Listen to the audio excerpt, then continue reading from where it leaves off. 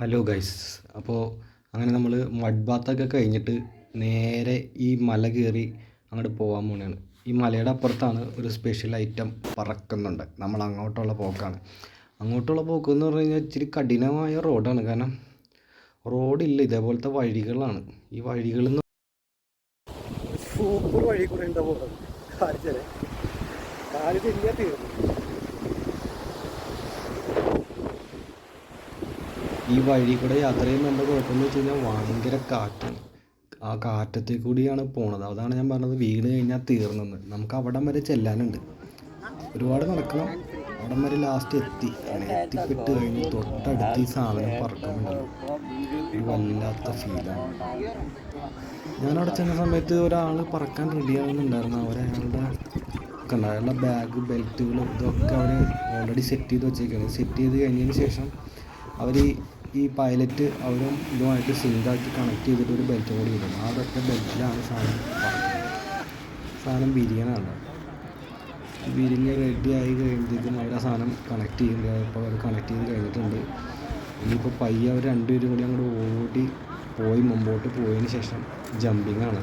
ആ ഒരു ജമ്പിങ്ങാണ് അതിൻ്റെ ഏറ്റവും വലിയ ഹൈലൈറ്റ് സാധനം. കാണാം, അതിൻ്റെ ഓണറാണ് ആ വലിച്ചുകൊണ്ട് പോകുന്നത്. പുള്ളിയാണ് അവിടുത്തെ എല്ലാ കാര്യങ്ങളും ചെയ്യുന്നത്. അങ്ങനെ അവസാനം പുള്ളിയായിട്ടാണ് സംസാരിക്കാൻ പോകുന്നത് ഗൈസ്.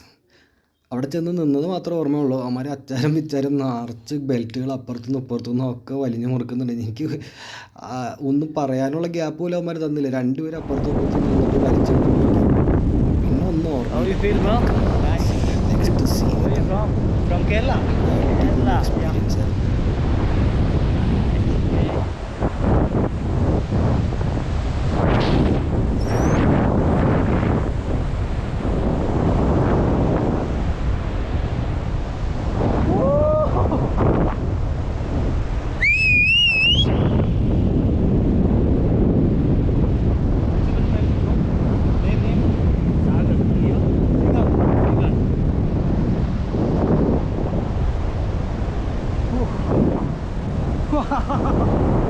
सारी दुनिया नीचे है भाई, हम ऊपर है।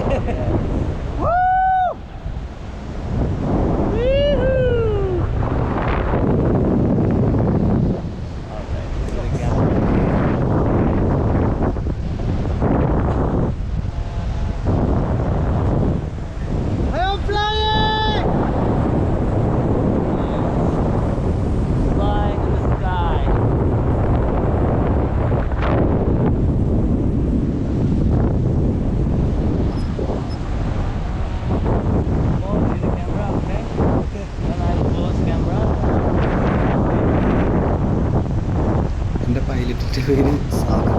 അടിപൊളി കച്ചവടമാണ്. പുള്ളി തന്നെ ഒറ്റയ്ക്ക് വീഡിയോ എടുത്ത് എല്ലാം സെറ്റപ്പ് ചെയ്തായിരുന്നു. പുള്ളി നല്ല മൂന്ന് എല്ലാ സ്ഥലത്തും അത്യാവശ്യം താഴെ പൊന്തി ഒക്കെ പുറത്ത് പുള്ളി എല്ലാ സ്ഥലങ്ങളിലേക്ക് കാണിച്ചു തന്നു. പുള്ളി തന്നെ ഈ വീഡിയോ എനിക്ക് വാട്സപ്പിൽ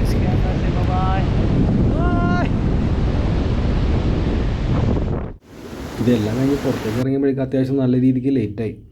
എന്ന് പറഞ്ഞാൽ അത്യാവശ്യം ഇരുട്ടായി തുടങ്ങിയായിരുന്നു. പിന്നെ വന്ന വഴി തിരിച്ചു പോകാൻ ഭയങ്കര ടഫ്, ഒരു രക്ഷയില്ല. വന്ന വഴികളിലൊക്കെ ഇരുട്ടായി. പിന്നെ നോക്കിക്കഴിഞ്ഞപ്പോഴേക്കും നേരെ താഴത്തേക്ക് ഇറങ്ങി നടന്നു. ആ വന്ന വഴിയിൽ കംപ്ലീറ്റ്. പിന്നെ ഞാൻ നോക്കിക്കഴിഞ്ഞപ്പോൾ പാമ്പൊക്കെ കണ്ടു. എന്നാൽ പിന്നെ പാമ്പിനെ പേടി ഉള്ളതുകൊണ്ട് നേരെ ബീച്ചിലേക്ക് ഇറങ്ങി. ബീച്ചിൻ്റെ സൈഡിൽ കൂടെ ഇറങ്ങി നേരെ ഈ ബീച്ചിലേക്ക് എത്തി.